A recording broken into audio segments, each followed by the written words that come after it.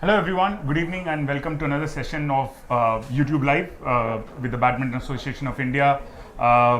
Day 3 is done for India. The matches are still going on, but right after Sindhu's completed her second round win, we have a very special guest joining us today, Dr. Lombard, Sindhu's head of performance. He's here, very busy man overall and even today, but we've managed to get him in for a quick chat to talk everything about Sindhu, strength and conditioning, and all the other things that you'd like to know about her behind the scenes work, which she's been speaking about quite a bit lately. And of course, we have Abhijit Kulkarni here, senior journalist, author, and he's been working with grassroots athletes as well more recently. So thank you so much, Wayne, for joining us. Thank you, Abhijit, as always. Thank you. Wayne, Yes. come to you quickly. Your first thoughts on the match, as in how did Sindhu look? I mean, the movement looks... Yeah, I was quite happy with the movements. I think these matches are always those tough ones because it's game 2. You know, you need to go into the next game where it's going to be a little bit tougher. So it's quite nice to have something that's not such a walkover and actually getting a bit of competition before the tough games come. I'm happy with the way she's looking. I think she's recovering well. The movements are looking good, and it's a good win. A win's a win. We will take that, and having 2 back-to-back wins is the most important thing for us. In a way, Sindhu has hit form in the last few months, but the journey isn't just about when you start winning. After that injury which kept her out for 6-7 months after the Commonwealth Games, there have been a period where Sindhu looked jaded, not moving well. So can you throw a light of how did you start planning the change? Because this is a Sindhu who is aggressive, though she is almost 30, now she's still playing at the speed that she was playing some 4-5 years ago. So anything special changed for her? Yeah, but I think it's a really good observation because when they reached out again, because I obviously worked with her before Paris, and then when they reached out again in October, she had the foot injury.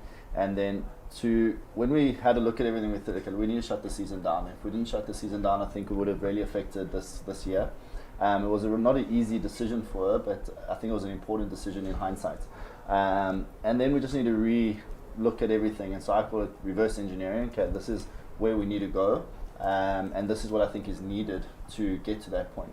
And a couple of things that we needed to look at is not only from what she's doing on court, but what she's doing off court. So from everything that affects performance, sleep, nutrition, what the physio is doing, what the S&C is doing from a full performance team perspective. But then also look at the on-court stuff. So for me, the on-court stuff was really important to look at, so we can see, okay, is what she's doing on-court matching what the demands are of the game that she's playing? And I'm a big process-driven person, so the outcome's not so important for me. Hopefully that the outcome takes care of itself if we get the processes right. And I think in this last 10 months or so, the processes have been really good, and the communication between myself, the coach, and the team that's on ground a lot of times has been really good. We've been able to simulate a lot of those match intensities when we needed to on court. So we're using a GPS system. Obviously indoors you don't get GPS, but you get IMU data, which is like inertial movement data. So now we've got a really good indication of what the demands are of different games. So we've got the whole season now where we can see, okay, where are people actually putting under pressure? Where are a lot of the movements going? What is the demands of the external loads? How much distance you're doing? How much change direction you're doing in the games? And then we can start mimicking that in training. Okay. And to ensure that we're actually getting those physical outputs that she experiences in games more often in training, so she's prepared for that. But then also on top of that is ensuring the recovery is really good. So I think what a lot of people forget is that the recovery has to be planned just like you're training, planning your training. And we're actually trying to see, okay, sometimes I actually take away a lot of the recovery modalities that you're doing, so ice bar, whatever the 1% is I'm looking for, because I want physiology to do the work. I want physiology to adapt to the training. And then we look at, okay, as we're getting close to competition, let's start adding the recovery modalities in, and then we start seeing a switch in how quickly she's recovering, because now we've starved the body, if we can call it that, of some of these modalities. And then as we start adding them in, we start seeing how the recovery starts actually improving, because now the body can recover, but we're also adding those 1%ers in. Yeah, and sleep is something that you mentioned, and this is something that we spoke about earlier in the year as well. What does it take? Because I remember one of the things that you mentioned was there's a certain required amount of time to sleep. Like you can't go below or above a certain point, and something that she's been told to after matches and things like that. Just how does that work? Like what did it take to fix that sleep cycle? So badminton's an interesting one because you get the schedule quite late. So for example, today's game, we found out at 11 p.m. last night what time today's game is Right. going to be. Yeah. So technically, they're only going to get to bed 11:30, maybe 12. So what we try to look at is that in a 24-hour period, can we get at least 10 hours of sleep, regardless of when it is. If we can get 10 hours of sleep, whether it's through naps, good sleep in the evening, whatever. So if she gets 7 hours there, can we find another space for another 2 or 3 hours of decent sleep somewhere else? And we found that really works well for her, and those naps have become really important. And also we kind of time it so it's either 30-minute or 90-minute, nothing between, because sleep latency becomes important also, something to look at, because if you sleep for 45 minutes, you wake up, you feel tired and you feel lethargic, where we need to take care of the sleep latency as well. So that's really important. So we've moved away from that 8-hour, that theory a little bit, and we're looking at if we can get quality 10 hours in 24-hour period, then we're moving in the right direction. So it's not necessarily just 8 hours straight. It's finding if the we can quality. get 8 hours, great. But if we're not, it's not something I'm going to say, look, now we're in trouble. We need to see, okay, can we find ways to supplement the sleep that she hasn't got? I'm going back slightly when you started this answer, and you spoke about ending the season where it was and planning. This is something that is the most difficult for a player, and that this is where probably when I even see younger kids, the physiology, psychology, it's not just the physical part or the something, because recovery is also psychological. So how does Sindhu deal with it? Just trying to understand, like it's very, when you quickly say that, okay, let's end the season, it's very difficult for a player to accept it. Yeah, 100% right. So when those discussions started, so to take you back a little bit, so they contacted me, we have the foot injury, and things weren't going so well, and we scanned, and I said, okay, let's scan again, and then we found there's a couple of other things wrong in the foot as well. And I think on the back of that, they realized, look, if we carry on this route, it's probably not going to go so well. So it was a little bit easier for me to convince that, okay, let's shut it down. We obviously consulted Dr. Padivala as well. So from that perspective, she knew physically she wasn't where she needed to be to go compete. I think it was Australia that was coming up or something like that. And then we also needed to make a decision, okay, what are we going to do with regards to rehab? She hadn't had a break for a long time. So we actually said, take a break now, go to America, and then there's a company called Exos that we contacted, and then we just collaborated with them and made sure that she, even though she's taking a break, she's still being able to do a rehab and everything that I needed to do. By the time she came back to India, she was still in really good shape or getting better, and was able to return back to the court with a lot more confidence because the foot was healed. And as soon as we got pain-free athlete, we also got an athlete that's mind is a little bit fresher and a little more confident. And then on the back of that is trying to keep building on that and keep them as pain-free, as niggle-free, if we can call it that, as much as possible. And again, touch wood, I think it's been about 10 months now where we haven't had niggles. Hopefully it stays that way. And then you also gain the confidence of the athlete, because what the process is working now, because I'm niggle-free, but I'm also starting to perform. And you guys have seen in the last 10 months, it's like almost like it's one step, a little bit better, a little bit better, a little bit better. So hopefully that proves the same point here. But performance is unpredictable. Yeah, like Japan Open title probably came in July, but that movement started to be seen probably by March, Malaysia. April. Even Malaysia earlier this year. Yeah, so you could start that, you could see that she's getting back to her normal movements. She's willing to be like, there was a time when Sindhu would play passive game because she was not sure about her fitness and her movement, so she would be a lot defensive. Then suddenly she was losing because she was making errors, but she was still moving quite well. She was being aggressive, and when it all came together, that win also came. There's a confidence in the body, right? Exactly, I mean, 100%. I mean, you're seeing a Sindhu that's diving around. I mean, everyone. I often get a lot of. I've seen her for a long time. Exactly. Yeah, it's not something that you associate. And a lot of questions goes around. She's getting older. Can she still up? And I think a journalist asked me the other day. I said, it's not about age. It's about whether is she still enjoying the process. If she's still enjoying the process, then we can work with someone like that, because she's the best professional you can work with. If you ask her to do something, Sindhu will do it. If you say, okay, listen, you eat this, whatever it is, she'll do it. And if you still got the hunger for that process, as I said, I'm a process-driven person, and the outcome generally takes care of themselves. And she's hungry. She wants to put in the effort to get to where she wants to get to, which hopefully is LA, and perform, and obviously, That was going to be my next question. How is she to work with? Because sometimes maybe for a younger athlete, it's easier to take in information, or you're more willing. As you get older, like you're set in your ways, right? That's not natural in any field, any aspect of life. And for her at this stage of her career to kind of take in such new information and get used to it, how is she to work with, and how did that go, sort of? Honestly, I feel she's probably one of the best professionals to work with. She's willing to take in almost all the information we give her. Obviously, there'll always be questions and that sort of thing, and I encourage that with any athlete I work with. I would like them to ask questions on why we think this, why we think that. Like when I said to them, let's try the GPS and see if can we get some information from it. Open to it, and because you have to wear a vest, and sometimes it can be tight, and some athletes are, I can't breathe, or whatever it might be. But very open to it, give it a try. If it doesn't work, then we can change.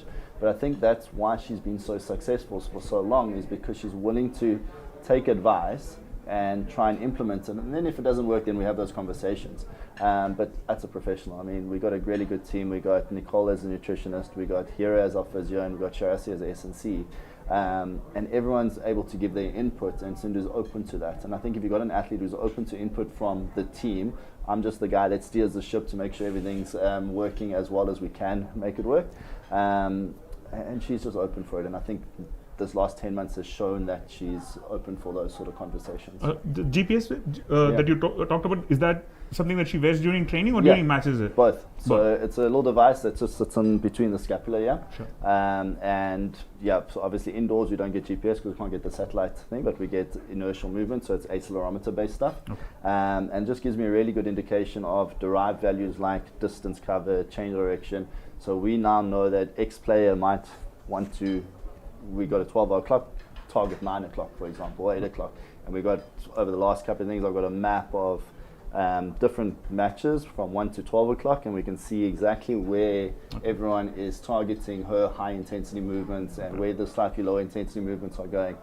And then we can start mimicking that in training as well. So, okay, we're doing a lot of work there, but maybe we need to move a little bit faster in this direction, or whatever it might be. So that's really useful from an external load perspective. And then obviously we've got different wearables that we're looking at using for internal load, heart rate and those sort of things. That brings us to the next one that we were talking about. A lot of people have been talking about the Temple device. Sure, it's caught the attention of the commentators on the Badminton World broadcast as well. We briefly know what it is. I mean, it measures the blood flow is what so just explain what. So it's an interesting new device that's come about. It's still in the early stages. So we're using both Whoop and Temple just so we can see both bits of data. So it's similar to Whoop in the sense that it still picks up heart rate variability, recovery heart rate, but the only difference now is they're starting to look at cognitive function as well. Okay. So it will be really interesting to see how heart rate variability and cognitive function all affects performance as well. So like I said, still in the early days of collecting that data and seeing how it works, but it's quite exciting because it's a really small device, you don't feel it, it's sitting there, it's out your way, and the exciting part is, as far as I understand, they're coming up with even a smaller version of it, which is even more exciting. So, and it's early stages, they're still looking at other data where maybe they can implement the inertial movement stuff into it. So it's exciting to see that wearables moving so fast. Sometimes wearable technology moves faster than the science can keep up. Okay. But in the end, it is exciting for us to see, because the more information we get, it just informs our decisions. We say, okay, we think we're seeing this. Is it actually what we're seeing? Have a look at the data, and then we can just adjust accordingly. And then we can have those conversations. Look, we need to recover better, or whatever it might be, on specific days. What are the badminton sort of information that you get from these wearables, right? The body is fine, but like in terms of badminton related stuff, what is the sort of? From the Whoop and the Temple, it's not really much. It's more internal load stuff. So it's all the physiological adaptations. From the GPS, it's all the on-court movement patterns and change direction, etc., like that. So that's what we call external load, and the internal is all the physiology stuff. Just for numbers, like in a match, what is the average that a player moves? Yeah, so with her, it's interesting. The highest distance we found so far was 4.1 Ks, and that was now in the Japan Open. I think it was in the final, semi-final, I can't remember exactly. So now what we do is we got that, and we got something called player load, which is a derived value of all different change direction, acceleration, etc., and that was like roundabout, and it's kind of around about 440 for that specific one on a high. And then we start looking at the data per minute. So we get the intensity, we get the load, And then we start comparing that to what happens in training. It's okay, are we matching that? So then in the training, we give the coach a value. So we're at 85% of match intensity, 85% of match load, or whatever it might be. And then we start being able to track, are you actually ready to go and meet these demands that some of these players put you under? And especially the top players, like your Chinese players and someone like An Seong, etc. And also gives Sindhu a lot more confidence. Okay, we've done it in training. Yeah. Whatever they throw at me in the game, it's okay. And just last couple of questions, we won't keep you too long. Coach Irvan Shah Yes. is also part of the team. So Of course.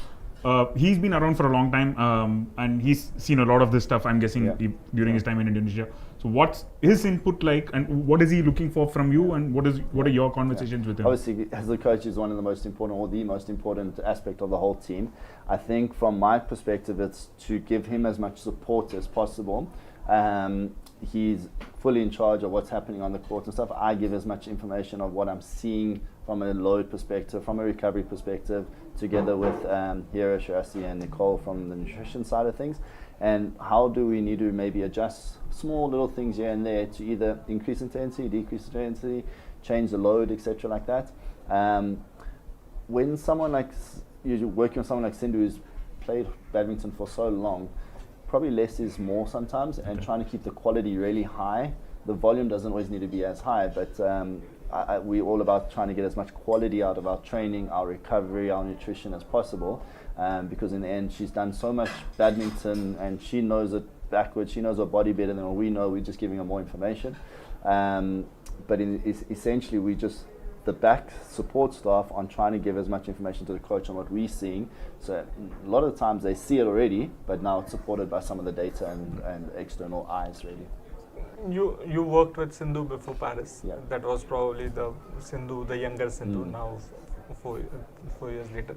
What I wanted to ask you is, in terms of if we want to analyze a physical body or the strengths and weaknesses, physical strengths and weaknesses of Sindhu, what has the changes been, and what do we expect from Sindhu in the coming 2 years? Yeah, it's a really good question, and I think one of her strengths is just being consistent at training. And I don't want to jinx it now, but there hasn't been a period in this 10 months where we needed to take off because she's either ill or got an injury or something like that. So the consistency, and physiology loves consistency. The more consistent we can be in our training, the better we're going to be. Okay. The less time she has to take off for whatever it might be, the better it is for us, and obviously Coach Ivancha, because he needs time on court. But one of her biggest strengths is just being able to, she's so resilient and so robust already. The amount of work she can do with not complaining, coming in day out. She's been doing it for 20 odd years already, and just getting it done. And that's probably the most impressive thing, is that it's just every day I'm here to work, and then I'm on to the next thing, whatever it might be. And to do this at after achieving, it's not just about age, right? I mean, in terms of achievements, there is pretty much nothing left for Sindhu 100%, to prove, to have the drive is quite something. Yeah, and that's the exciting part. Is someone who's almost achieved everything you can achieve. She's still got the hunger, and I mean, if she didn't have the hunger, we wouldn't probably be sitting here today, because the training is horrible. It's hard. It's day in, day out, waking up early. We're telling her you can't eat this, can't have a chocolate, can't do whatever it might be. But she's working as hard as she can, and like you've already said, we've seen a change in these last 10 months. Hopefully we can keep it up. Yeah. You never know what the future holds. So Sindhu had this ritual. Every time she would win a title was the only time she used to eat an ice cream. Did you let her eat an ice cream after Japan Opens? So she can definitely have an ice cream after any win that she has. So Nicole's really good though, because as a nutritionist, what Nicole's done nicely is added in a healthy sweet option for us, so it's not starving her of the good stuff also. Interesting. But definitely every now and again, Sindhu's a real big bubble tea lover. Okay. So for sure, after with any athlete I work, like, they're also human beings, right? Please go and enjoy yourself at least for a couple of days, and then we're back to work. Otherwise it's really tough. We've spoken so much about Sindhu, just wanted to ask a couple of things about you. Sure. How much Hindi have you picked up? Or Telugu? Mere Hindi, thoda. The reason I asked was I saw you in the stands in Thailand Open, and Shabash. I mean, the booming voice was probably the loudest voice supporting. Sindhu. And just how much do you enjoy badminton? You work with a lot of sports, and what is your opinion? Because just the reason I ask is like you've seen different hockey is brutal on the body, badminton is brutal on the body, but just in terms of where badminton stands in the stuff, the fields that you work, just what is your? So I think for me, it's not really about the sport, it's about the individual and the athlete that you're working with. And as you already said, badminton is quite a brutal sport. I mean, now it's just back to back that in this tournament that where we're at. And as I already said, we only get the schedule late. We've got to plan the recovery. Okay, we get playing at this time. Now we've got to recover for the next day. We still don't know what time tomorrow's match is going to be. It will come up later. But from a individual sport, it's a tough sport to compete in. So as a performance specialist, there are a lot of aspects that you need to make sure and take care of, and it's not just about me. I've got a really great team on ground that really helps us and ensure that everything's taken care of. But from a sports player, it's a really exciting sport. It's fast. You need to be agile. You need to be fast. You need to be strong. I mean, it's got everything that you would want in an athlete, right? Yes. Perfect. I think we've kept Wayne for long enough. We'll take a short break. In the meantime, we'll just make sure Wayne gets out of this small room safely, and then we'll be back discussing results, because there's so much to discuss from the action today as well. So we'll not be going anywhere. Just a brief pause while Wayne takes his leave. Thank you so much for tuning in, but stay tuned.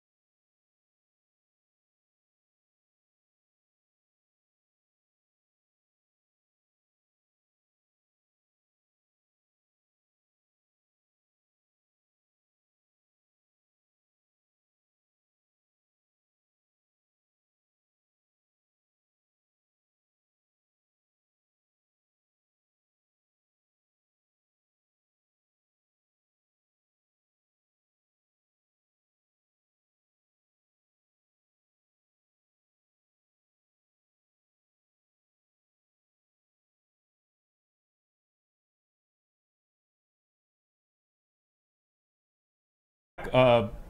Welcome back to this live session. Sorry for the brief break. We just had to make sure that Dr. Wayne Lombard was able to leave the interview and go back to his area safely. It's just a little logistical thing.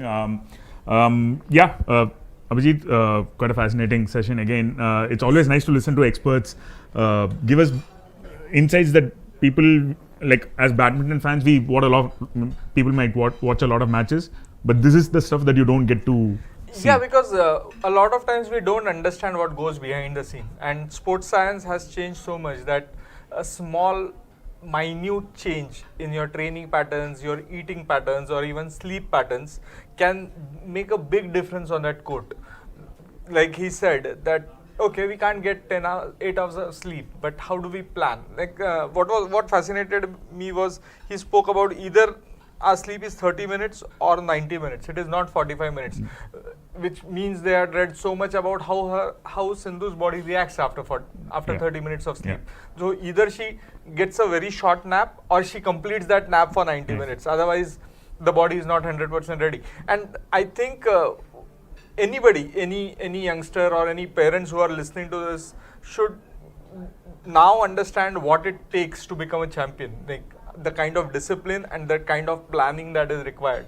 I think that is why that session was so important. So that, in one sense, what fascinated me was, in a way, we have to agree that Sindhu is sort of earned this, to have this team around her, right? By the way of her achievements, what she's done to Indian badminton. So she's earned that. I mean, it's not always possible to have this sort of, like, you can't have 4 or 5 people working in your team. I mean, you've worked with a lot of grassroots badminton players, so you'll know that. But what we can, like, what Sindhu also does from her side is what Wayne Lombard was, the drive to put in that sort of hard work that anyone can do. Probably at the junior level, you don't need an expert to a level of Wayne Lombard to plan. Right. But there are still certain learnings that you can take. You can be disciplined, and there can be a structure to your development process, and that is what to some extent I do with younger kids. Not as a sports scientist, but probably in the planning stage, and that is what I think helps a player develop better, understand better, and then the team was built, but somebody was managing, somebody brought in the team together, and that is a process that goes on year after year with an athlete. And teams change, plans change, but there is a structure to everything, and I think that structure is what and the one constant through all this is the athlete themselves. That is the most important thing. One constant is the athlete who is willing to go through the grind day in, day out. Like Sindhu, like we said, has achieved everything, but she's willing to go through the grind again.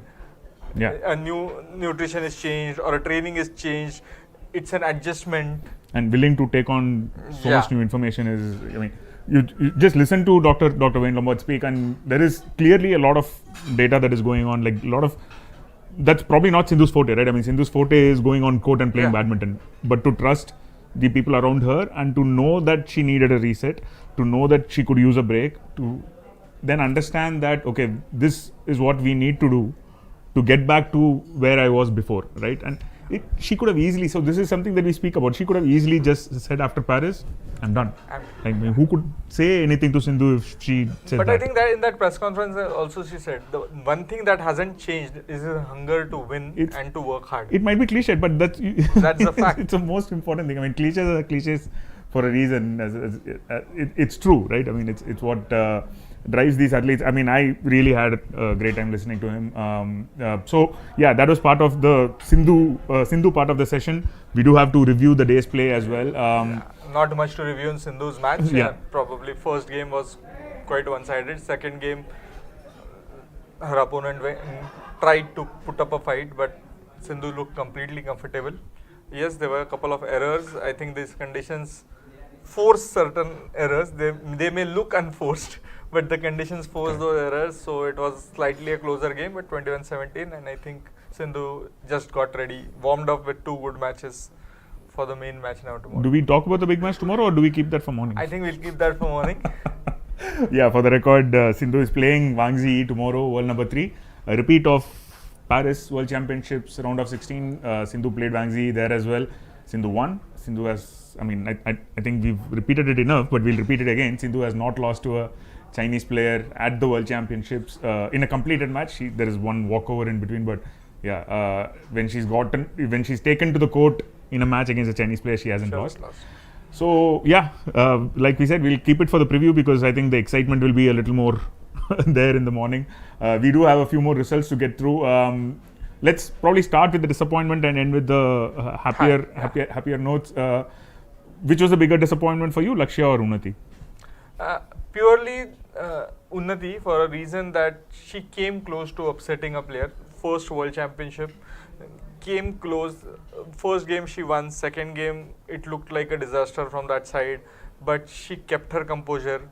Third, we were all expecting, like Ayush that day, she could take a bigger lead. She could not. It was 11-10, but she fought. She played the percentage strokes, got 2 match points. Probably I thought at match point she needed to be a bit more courageous. She went with the safe options, and Michelle Lee was ready for that experience. Michelle Lee was ready for those safe options, and Michelle Lee herself became, once she saved those 2 match points, Michelle Lee tried something new. Right. And it's in that one moment that sort of bravery that is required. I mean, Unnati is young, right? I mean, she's 18, so it's important to remember that, because it's not always easy to take that risk because the risk comes with sort of experience, so to speak. I mean, yeah. And Unnati actually spoke about it in the next zone when she said that I thought about it, but I thought let's go with the regular option. The reason she gave was like both Michelle and I were like hitting the smashes really well, so in the brief moment, I think she thought if I hit a flick serve, and because she was smashing it so well, it'll be an immediate return winner. So that's kind of put her off. But yeah, I mean, a disappointing result. But I mean, she can take a lot of positives. I mean, we say this all the time, take a lot of positives from defeat. But I genuinely think in this case, Unnati can, like from a debut World Championships, to push a player like Michelle Lee, who's so experienced, who's played in all sorts of conditions around the world. I think she can genuinely take a lot of positives. Where she goes from here is up to her, of course. I mean, I think there is a need for a better option to kill a point. I think that's where I think her next development needs to happen, is what I thought. She has the good all-round game. I think Michelle was actually very had praise for Unnati's game. She said so fast on the court, her movement is great, she has some good shots, but I think that the ability to kill a point is probably I think it comes with experience, and if we speak to any of the top players, or rather any player, they'll say that at till 15 all, 16 all, 17 all, probably you can match the experienced guys, and then suddenly this one switch changes and they change the pattern of the game, and that is something that purely comes out of experience. I think Unnati is just starting.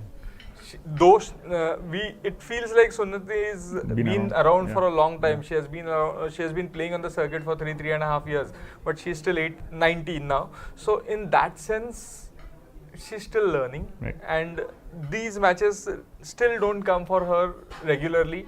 She's playing the 300s, 500s.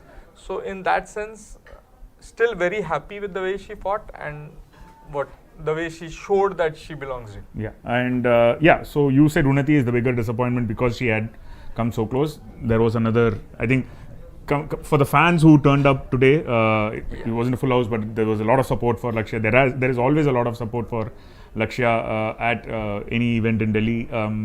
I think that will sting Lakshya. Knowing that it's a match that he should have won. Garrett Tan played really well. I was very impressed with Garrett Tan. We were reading up about him as the match progressed. Very impressive player, but I think Lakshya would know that he would have won that. He should have won that match. I had seen Garrett Tan before. I had interacted with Garrett Tan before at the World Juniors when he came to Guwahati. He lost to Ganadattu in the quarters. But Garrett Tan is a very physically strong player. Though he represents USA, he has a Chinese lineage. He trains a lot in Taipei. He has been traveling over the years. Like when I spoke to him, he spent a lot of time traveling to various tournaments, just gaining experience when he was a junior on the tour. That allowed him to be a lot more mature in the way he was playing. There were occasions where he was making those mistakes because he was when Lakshya changed gears. But he had the calmness to handle himself. Temperament. temperament to deal with that. It showed in the second game when Lakshya saved 4 game points. And he still, And he still stayed there. He did the hard work, and he kept on giving back the shuttle, and that helped him win that second game. I think we were generally impressed with his attacking options, but I think the temperament was also quite. I mean, for an 18-year-old kid to show that sort of probably the biggest match that he's played in his career so far. Not even probably, it's easily the biggest match. He was hitting quite hard.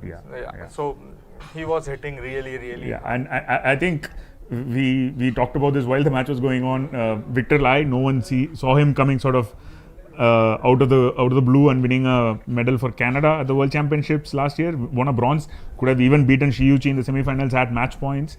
And this time we have an American who is now into the. I mean, he's still very far away, but it seems like 2 matches. Seems like Pan Am is making some serious. Right. The former champion in the next round. But Pan Am is a fascinating story, right? Yes, I mean, it's changing. Like you are suddenly getting so many players from there. Probably we can one day get some of them to come and speak here. Yeah, that'll be good. Could be very interesting. But I think the way he played. He believed in himself. He believed in his attacking instinct. There were times when he became passive because probably when you start winning, you don't want to make more mistakes, and that allowed Lakshya to play. But not taking away anything from Garrett Tan. Yeah. Just as you speak, like, can we have the image of the third game? Just. I frankly couldn't understand what Lakshya was trying to do today. Okay. So Lakshya started from a slightly better side. Okay, it was not as better a side as it was yesterday. It was a slightly better side, and I felt Lakshya should have grabbed those initiatives and been more aggressive from that end. The third game start was probably like I think we looked at the third game graph. That was the point where he should have taken more initiative. No, in the first game also. First game also. Probably 21-19, and it was a very close call. 2 pushes at 2018 and 21-19 from Garrett Tan went wide. But when you lose a game 21-19 and you are close enough to a top player, it gives you confidence. Yeah. Probably Lakshya needed to start in a way that he killed Garrett Tan's confidence early. And that's sort of a mind game, but the top players tend to do that. They tend to bully an opponent early, a young opponent, so that then the confidence is dead. But that game gave him confidence. In the second game, that Garrett began aggressively. He knew he was going to a side that would benefit him, and he was willing to attack the shuttle at the very first opportunity. Yeah. And credit to him for that. I mean, and Lakshya did that. It's not like Lakshya did not do that. Lakshya did that when every time he was coming back.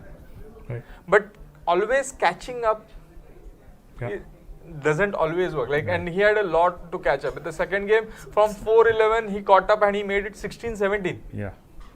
But that takes a load, physical and mental load on you. And it showed in the last couple of points as well, right? It's something that we keep talking about. Lakshya, could he, like the intensity that he had in that place, in that phase where he came back to 16-17, if he's able to play at that intensity, that's something that he should not be doing at the start of game 3, right? I mean, this is like he has that gear.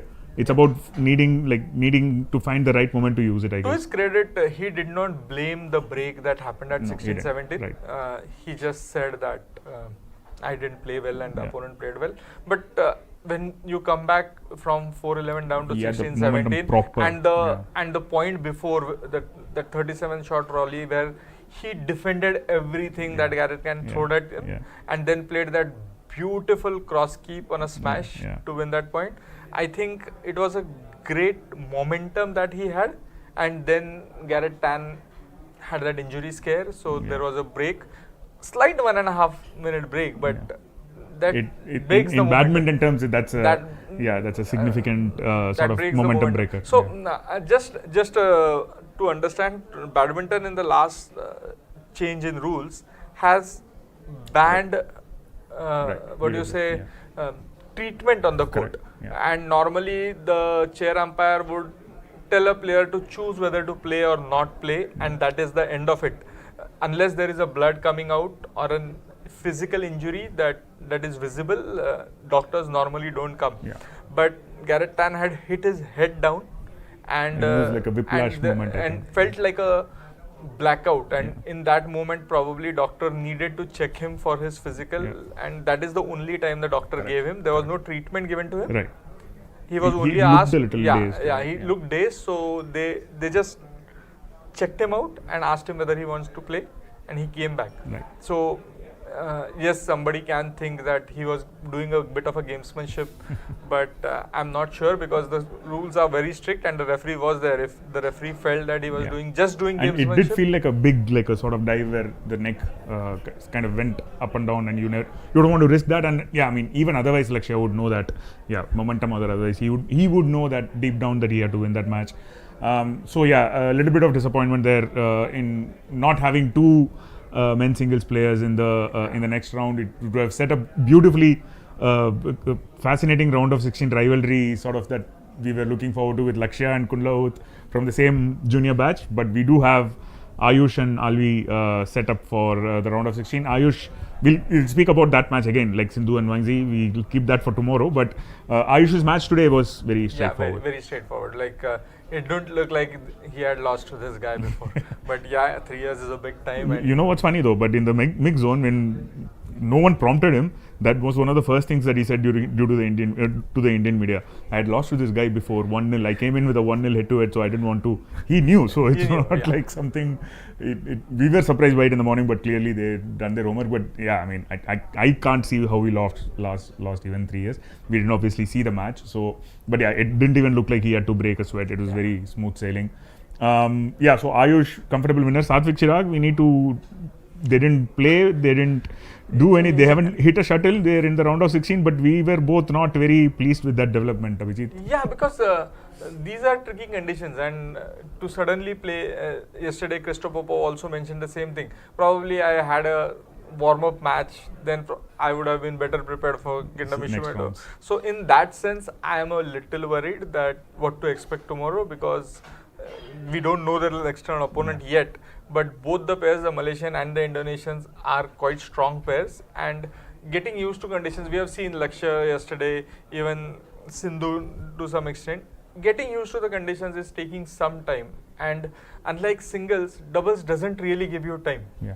It starts very First 4 shots are where very high pace. So in that sense, but I'm sure these Satvik Chirag and the coaching staff would have planned for it. Now they would have liked to probably play a match before the match, but if you have to look at the positive, they will be completely fresh. I hope today's doubles match between Indonesia and Malaysia goes long. And it's already quite late. It hasn't started yet, or maybe it has started. We'll have to double check, but it hasn't ended for sure. Just for the record, in case someone didn't know, the Scottish pair that Satvik and Chirag were supposed to play had to pull out because of an ankle injury to Alexander Dunn.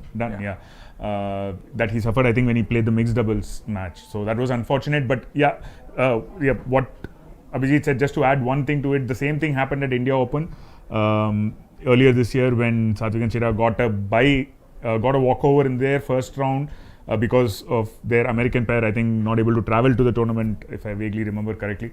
And then when they came and played the Japanese pair in the next round, it was just all too happening quickly, and the drift was not something that they had used to before, because they had not played at this venue like ever, because first time I think they were playing at this venue in general. So yeah, that showed. But they are better for the experience, hopefully, because that, I'm sure they would have remembered what happened at India Open, and they'll be like, okay, we shouldn't let that happen. So if we are able to think of that, I'm sure they have thought of that as well. So no match for Satvik Chirag. They're into the round of 16.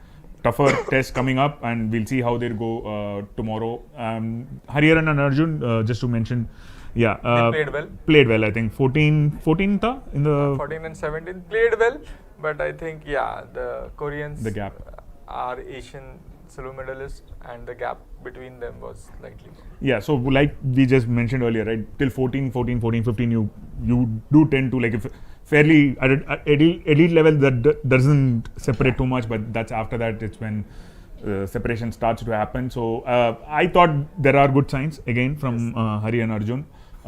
So hopefully they're able to build on that. I think what Arun Vishnu mentioned yesterday, coach mentioned yesterday, was that if Arjun is able to stay fit consistently for a longer time, they have a higher ceiling that they can. Yeah, I think with Indians, unlike the Koreans or the Japanese or the Chinese, where they play a lot of doubles back home and the specialization is early, Indian player, or rather any pairing, needs a certain amount of time to mature as a pair, Right.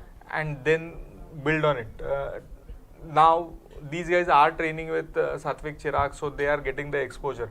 But still, our domestic circuit or our systems are not, doubles is not that big a system that we come out matured to play the international level. So when you go at this level, it takes time to get to that level and then consolidate. So Yeah. I'll still say let's give them 6-7 months, Yeah. and we should see some good results. Right. For them. And the one result that we haven't mentioned now, but we were live in the morning when Dhruv and Tanisha managed to seal their progress in straight games. Today was their first match as well after a first round bye, and they were able to convincingly win their opening round match in mixed doubles. So those were the 7 matches, or wait, 6 and 1 that didn't happen. Not exactly a overwhelmingly positive day. I think honestly Indian fans would have expected at least either one of Unnati or Lakshya to convert that. So slightly bittersweet, but there is plenty of action coming up, which is high stakes tomorrow. I think before we close, not just the Indian matches, I think the Indian Open and All England champion losing to Rasmus Gemke. Rasmus Gemka is right. a journeyman who is there and about, but a lot of times we don't see him making this kind of an upset in tournaments. But today it was his day. He lost the first game, and came back stronger. That's 4 seeds now, I think, out in men's singles, right? Yes. Yeah, because we lost Christo, we lost Shiuchi, we lost Weng Yongyang in the first round, we lost Lakshya now. And so Lin Chunyi, 5 5 seeds. So 5 seeds now. Yeah, Lin Chunyi is gone as well. I thought Lin Chunyi actually looked good in the previous round. He's had like a difficult period after the All England, but I thought he looked good. But again, men's singles is just, we keep saying this, it's just ridiculously wide open at the moment. So yeah, that's probably the most standout non-Indian result of the day. Plenty more badminton coming up. Actually, plenty more badminton still happening. We're still waiting to find out Satvik Chirag's opponents. And tomorrow morning we'll be live probably around maybe 10:30, so that we'll look forward to some huge matches coming up. And it's probably the most decisive day that we've had at the tournament so far. So stay tuned for that. Hope you enjoyed the conversation with Dr. Wayne Lombard, who was here brief while earlier. And this is Abhijit Kulkarni and me, Vinayak Mohanrangan, signing off for this session. Join us tomorrow morning. Thank you.